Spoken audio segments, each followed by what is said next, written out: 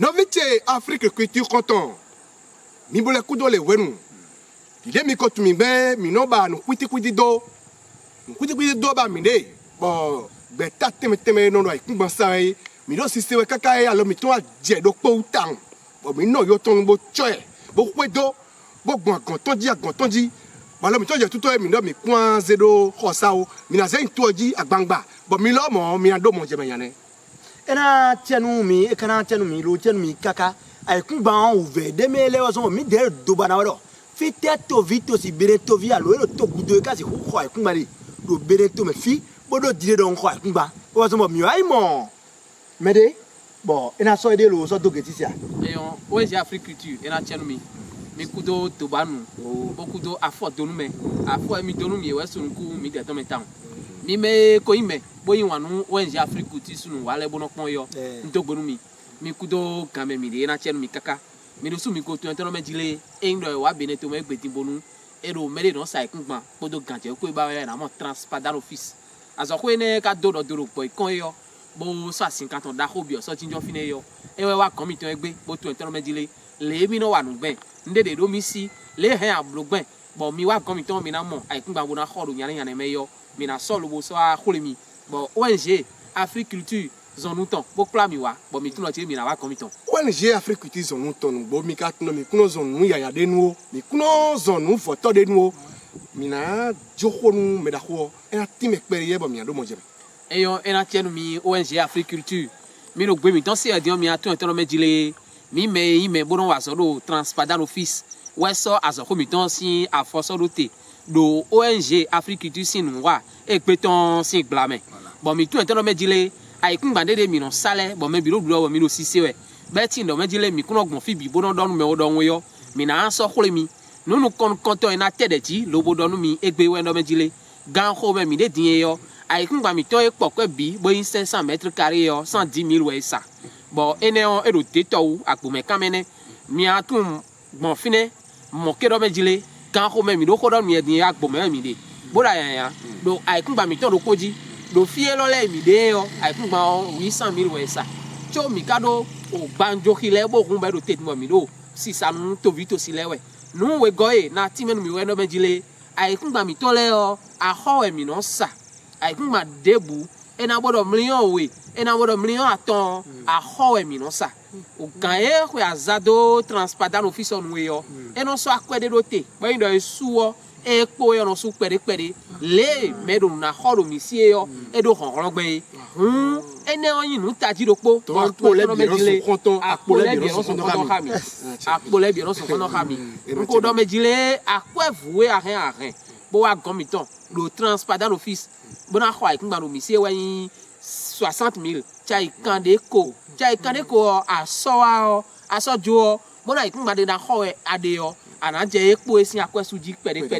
mi mo e mi no 110 000 dine din yo e 110 000 budget e no ren bo no le wa khondo komiton e no su 60 000 de me ba epo yo medu na khowe yo e na pon khon de so ton ma do gan na su le khode nu ma su le khode nu bo su pere kaka lobo suvo bona gbon ye duene me do po bo ti me do me jile fie ve ko fi bo gbeto de do beneto mi ton se ikungba ji bi fie yo mi do ikungba gbon fie ne le bi hui we no khodo mi do teto wu bo do file mo do teto we ikungba mi ton le de ye tele mo do agbome kede we do ikungba de yan e dro client ya mi dodo to nu go pepe mi dodo to ro po ikon bo gba pe po ikon bo gba pe agbome bo do zogbodo me o wenki o cover sayadole mi do fie na bi hui mo je mi le 16 o bo da jakame aya jakame do mi do no te mi to do fine do rond-point tututu e wa fine o e amo point de te do jakame o le kame we adogo asofie mi de asofie mi so na te on so ido bo amoten mo a pe rukun to me gbon jakame le yo bi hui wu mi o to mi le yo gbele mi le so très bien e mi o to mi le so fi kene mi a tu etero mejile fie fe ko fi opeto de biwe mi de bo akwenuton e mi do akwenuton e ndo mejile no ko ikunba jere o ONG Afrique Culture hwenu bo mi sonu wa gbanjo ki o so inte yo bo mi do mejile aikunba mi to 110 000 yo kesi di mele ka do ba ka mi no mejile aikunba bon 500 mètres carrés yo mi de mi le 510 000 là alo gbeto trop mais o fi gbeto re na no yo tiens. e je mi no kwa kuma do we no yin we no yo Sainte Rita fi office du bac or de fi ne yo son ka gbon fi ne le bi ku kanti e gbe din lo mi ogbon fi ne le bi ku Wale, mo je fi de mi de din yo bi mo ene gbeto ro po je on ti te mo je khogbaji mo me ko bi fi no a je khogbado fi ne le ji mi atu ete lo me jile mi hun gba to keke bo e ko ro te din bo do potin bo do soro ho me do boy kon ka me bene ay kuma de sami de finele yo 310 000 450 000 jege ene pote bo mi do si sawe te to uton eyin gbanjo ki yo e ko ro te bo mi do si sawe e ndo ajo ano jija ko da gbo me po te tin yo mi le hun gbanjo ki do fine bo hun o indépendance mi ton e we mi hun ene na lo mi je mi ya bro de paja mi ka tro mi ko ro mutu o me bo yi ganji jo mi ko ro mi de mi ko ro blood mi ko ro blood gbaja ru e bo yi hun ay kuma ne le ko te fine ene le o 300 000 350 000 400 000 500 000 be e ka yin bije e an su chobo kondo o mi to a nu yin nu bo mi a tere ji ma do e we ndo be jile ko e fe ko be on dudo bene kuma je bi ku yo de on de bu o gbanjo ku yo mi lo hun de me jewe ah d'accord bon na dom to vito si dede do mi pon idin boyin won nu ONG Afrique te do me jile ye ni no lo acheji bon ko yo do ko wa pon won ya no si alo kan 90 55 62 30 ma do gan we dey ba jo ya no mu yo wa mo ba ko do poto mi kibe e de o eyin bo mi a ti me tan bo e a to me jile eyin do yin me de bonu ye ti no mi a khon do bu bo ten o ye ni yo mi so we je ko le choji ko fe me le nu mi to ka vivi singbe yo bo mo je vivi singbe lo le bi ku ya ikun gba on je mi de no sa po won do on re na pe ikun gba wu bo kho gba de yi re na ta gba no mi bo mi sono do nwa mi to sono bon alo pare bon re na gba ko ti bo je me ya ikun gba tere je me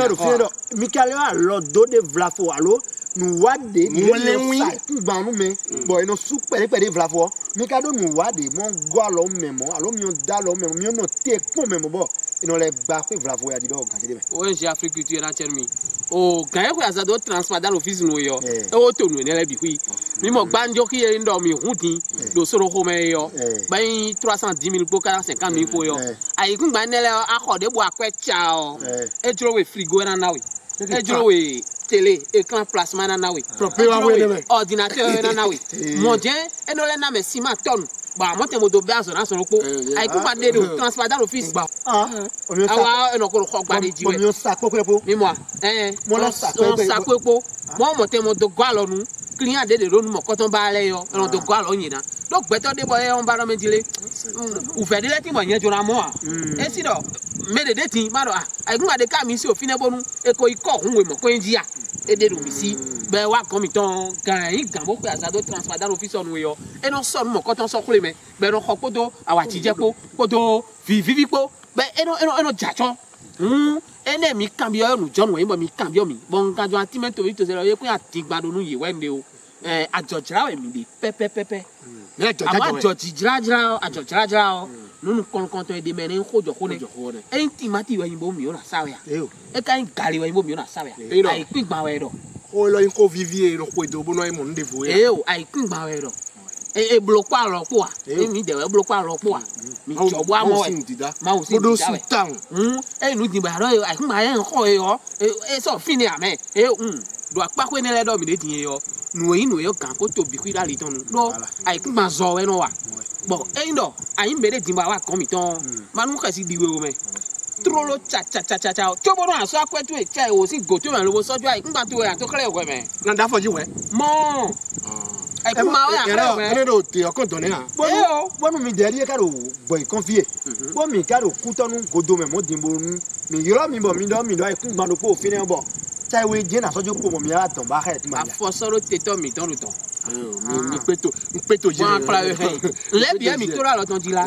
ma nu kasi di mede o me atoma hu mede o aso chai we to eju o me na pra we ma kle we ai kun gba tu ba je nu to dali ton ti bo na khon to do nyane me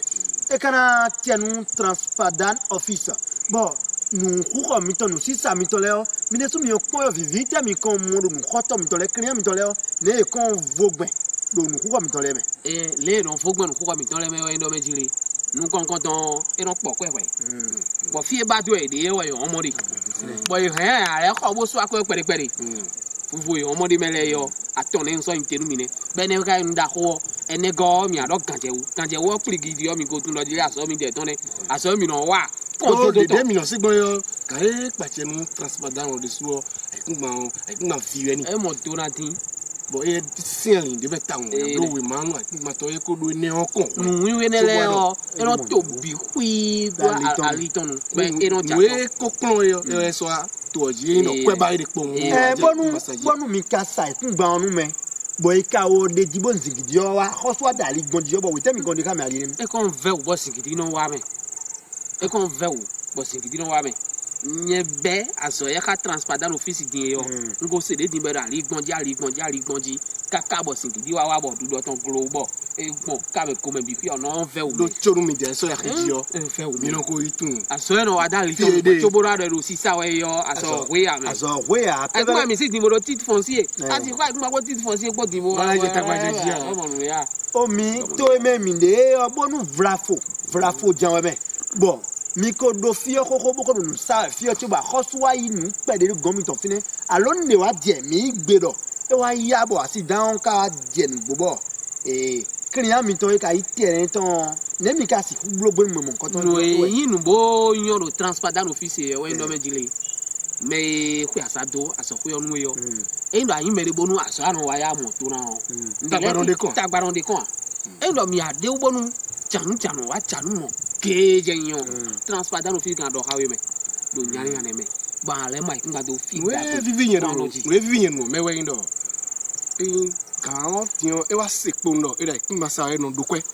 bo fon sansa gbere ko bo jai kuma sa dia e ko no me si to bo de mi tine mo je meti no veche Afrique kuti konton ide mi ko tundo mi konzen de janso ya tie digbon yo e de mi klezi wa mi do foton bo ba dona Afrique ti mi ba donu transparent bo kono jire mi kana mo de ji vlavo mo aji mi to gbenu mi kaka bro e na cheru mi minana o fie e na ibo mo transparent mo mina do gesinu mi bodo numéro e na iro bo je meji bo na siga mo transparent mo yo mi na mi bodo siège mi ton lepo et on ONG Afrique tu merci beaucoup e na cheru mi kaka mi kuda fodo nu me o alukan tengbeju e no yolo bono wa gomiton yo bo kan yin gan bo ko asado transparent office onu e no so iro nu me bono do ko ha me wen 90 55 62 30 90 55 62 30 et non temi ton todo aero po kan do étoile bo pan kan agrace so edite e no yoro ba mu so yi fine mi pan kan tutu do po kan e no aya so vio amo mi do ron point di fine egbon pharmacie Saint-Michel o pa fine trop bo bi ovon me o e amo mi do fon me fine bo mi to do fine bo to ntan di me mi ton yin ajan le yo da jele ko do mi o no le ko na levo petit propriétaire la mai yin pa mano ji ne e kale khogbo no mi ni do se ka mo khogun ton ama lo kan to do mi ton jene ene we no yo e gbombo ene le bi fi no wa fi de bo mi ve kode bo da ikun baba e yo mi lo mi o mi na sọ̀rọ̀ nu mi do afọ sọ̀rọ̀ tete mi ton le gbon fi wi savalu ya no kan me ade ya ogbon we ade ya fi de bo afe kode ku ton we ade yo fe ro mi kon ana mo ko me o mi a so iro nu mo dodo je kan e pache do asokwe mo koton wo yo mo dodo je e yon ko meso a mi modo nu wa keke me bo inu tindo kichi me borondo alogorun kan sino e mi no mo nu wa ton mi no mo le no zankwegbon do événement keke ji o me o je yon so me bro ka bro na terrain gbeto amo mi ka bandodo me mi bando me no e aso kan jere na mo de o kan ji mo e yin wa no kan sino le e yin wa kan sino le bo o asambi de to fi dion kan sino do ko e na ikunba abo mo si ho wona ni na membe e kana ya bana na Afrique ti gbo e ana mi e tawe e mere bo yan kun dia e yin wa kan sino le tan me ko yin wa na mo sa no hoyo mais ne on gbeto da gbe ko yime e ne e wan ka so ta ONG Africulture mi de ko wa ka sino so e mi play lo figure ne hun khasima di minu apako ne le de Chermi. e kan sino le do nu wa de bo so amu je we o do kai boy na boy alo godi pepe dio e do di so na wa tento me we no le boy ma o gbeto da ho e go ne on block pedia era Chermi mi na ko mi to gbe ni kabro gbeta Africulture yin pe won to dagbe se de bro ye ni kudo tagba jije ni kudo kan kodo me won to mi ton era Chermi kakadeji ma o kana blobo nu konja to ko na yi ami